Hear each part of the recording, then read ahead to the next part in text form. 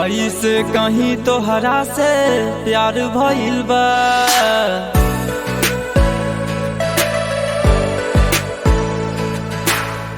कैसे कहीं तोहरा से प्यार भइल बा। केतना ई दिल, केतना ई दिल बेकरार भइल बा। केतना ई दिल बेकरार भइल बा। कैसे कहीं तोहरा से प्यार भइल बा, प्यार भइल बा।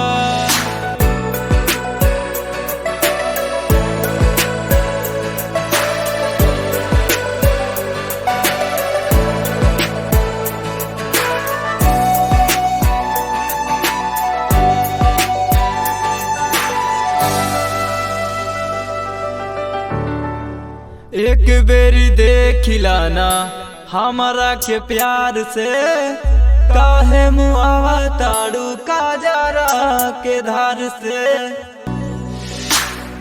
हम तो फिदा हो गईनी मीठे मुस्कान पे, तोहरा के चाहे लगनी हम दिलो जान से। जहिया न देखी,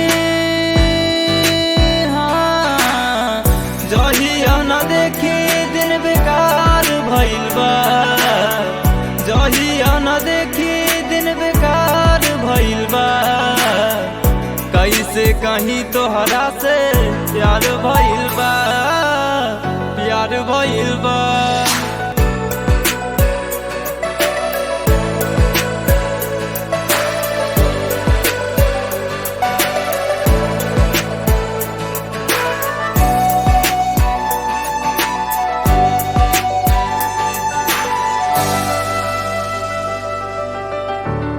कैसे कहीं तोहरा से दिलवा के हाल हो।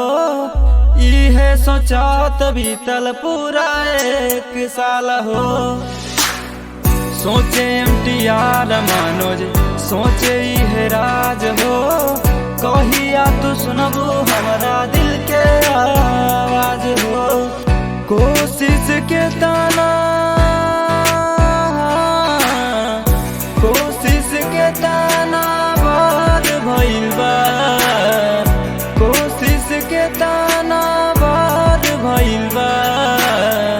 कैसे कहीं तोहरा से प्यार भइल बा, प्यार भइल बा।